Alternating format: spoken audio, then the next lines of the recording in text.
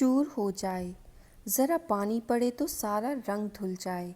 ऐसे खिलौने लेकर वह क्या करेगा, किस काम के। हामिद खिलौने की निंदा करता है।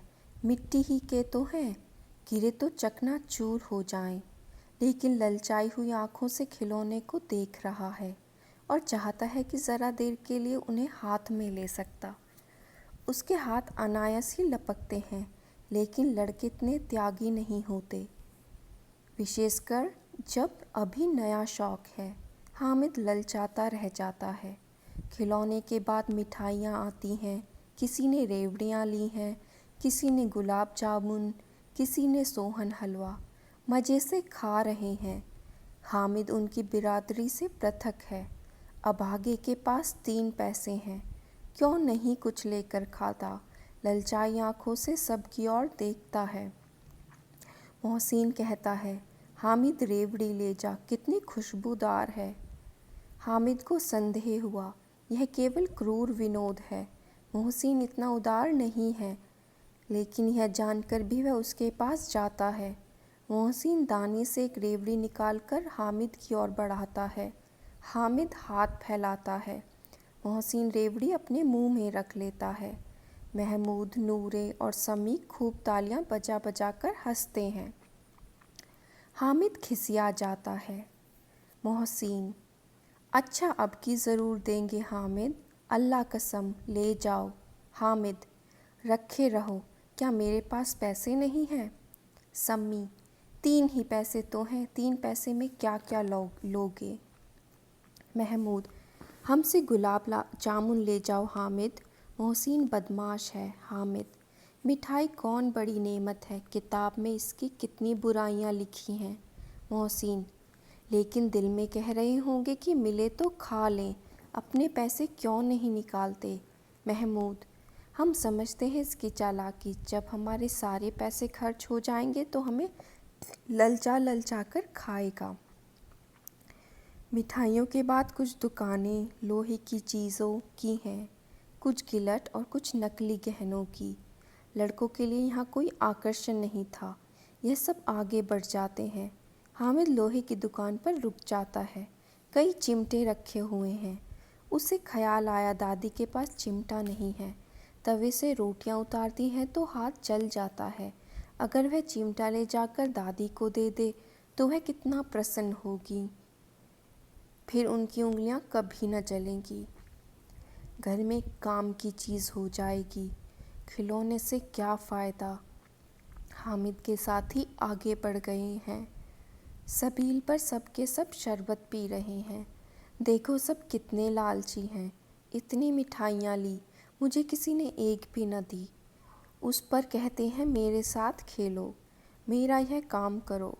अब अगर किसी ने कोई काम करने को कहा तो पूछूंगा। खाएं मिठाइयाँ आप मुंह सड़े का, फोड़े फुंसियाँ निकलेंगी, आप ही जबान चटोरी हो जाएगी। सबके सब खूब हंसेंगे कि हामिद ने चिमटा लिया है। हंसें मेरी बला से। उसने दुकानदार से पूछा, यह चिमटा कितने का है। दुकानदार ने उसकी ओर देखा और कोई आदमी साथ न देखकर कहा, यह तुम्हारे काम का नहीं है जी। बिकाऊ क्यों नहीं है और यहाँ क्यों लाद लाए हैं। बिकाऊ है क्यों नहीं तो बताते क्यों नहीं कै पैसे का है। 6 पैसे लगेंगे। हामिद का दिल बैठ गया। ठीक ठीक 5 पैसे लगेंगे, लेना है तो लो, नहीं चलते बनो। हामिद ने कलेजा मजबूत करके कहा, 3 पैसे लोगे। यह कहता हुआ वह आगे बढ़ गया कि दुकानदार की घुड़कियाँ ना सुने, लेकिन दुकानदार ने घुड़कियाँ नहीं दी, बुलाकर चिमटा दे दिया। हामिद ने उसे इस तरह कंधे पर रखा मानो बंदूक है और शान से करता हुआ संगियों के पास आया। ज़रा सुने सबके सब क्या क्या आलोचनाएं करते हैं।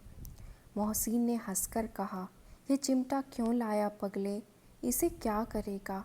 हामिद ने चिमटे को ज़मीन पर पटक कर कहा, ज़रा अपनी भिश्ती ज़मीन पर गिरा दो, सारी पसलियाँ चूर चूर हो जाएं बच्चा की।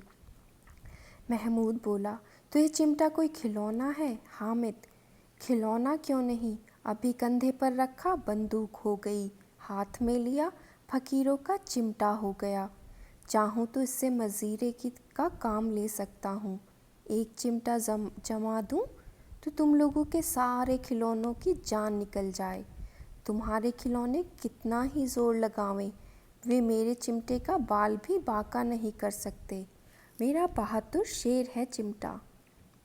सम्मी ने खंजरी ली थी, प्रभावित होकर बोला, मेरी खंजरी से बदलोगे? 2 आने की है। हामिद ने खंजरी की ओर उपेक्षा से देखा। मेरा चिमटा चाहे तो तुम्हारी खंजरी का पेट फाड़ डाले। बस एक चमड़े की झिल्ली लगा दी।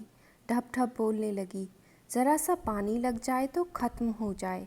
मेरा बहादुर चिमटा आग में, पानी में, तूफान में बराबर डटा खड़ा रहेगा। चिमटे ने सभी को मोहित कर लिया, लेकिन अब पैसे किसके पास धरे हैं। फिर मेले से दूर निकल आए हैं। 9 कब के बज गए। धूप तेज हो रही है। घर पहुंचने की जल्दी हो रही है। बाप से ज़िद भी करे तो चिमटा नहीं मिल सकता। हामिद है बड़ा चालाक, इसीलिए बदमाश ने अपने पैसे बचा रखे थे। अब बालकों के 2 दल हो गए। मोहसिन, महमूद, सम्मी और नूरे एक तरफ हैं। हामिद अकेला दूसरी तरफ। शास्त्रार्थ हो रहा है।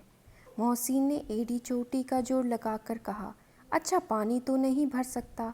हामिद ने चिमटे को सीधा खड़ा करके कहा, भिश्ती को एक डांट लगाएगा तो दौड़ा हुआ पानी लाकर द्वार में छिड़कने लगेगा।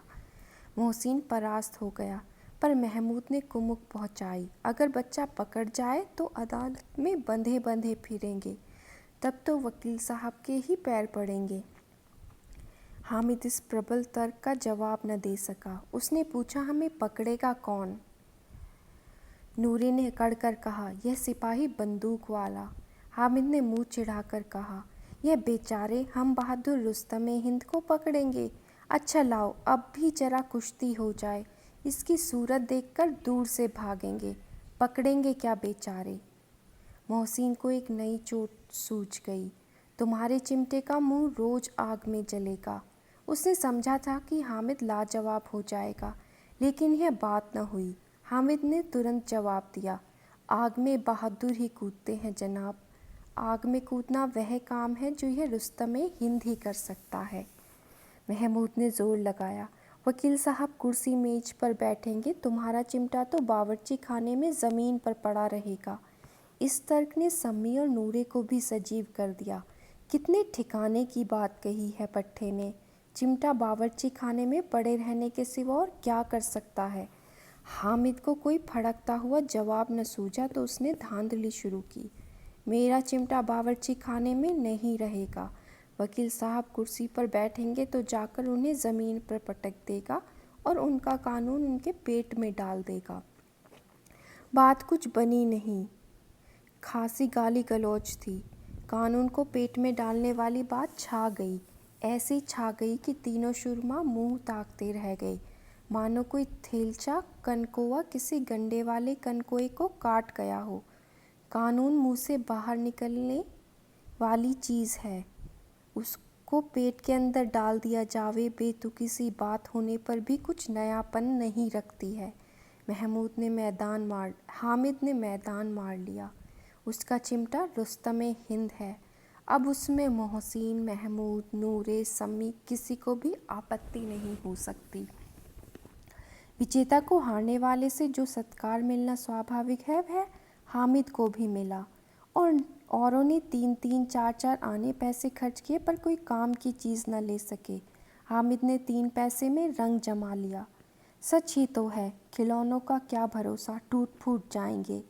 हामिद का चिमटा बना रहेगा बरसों।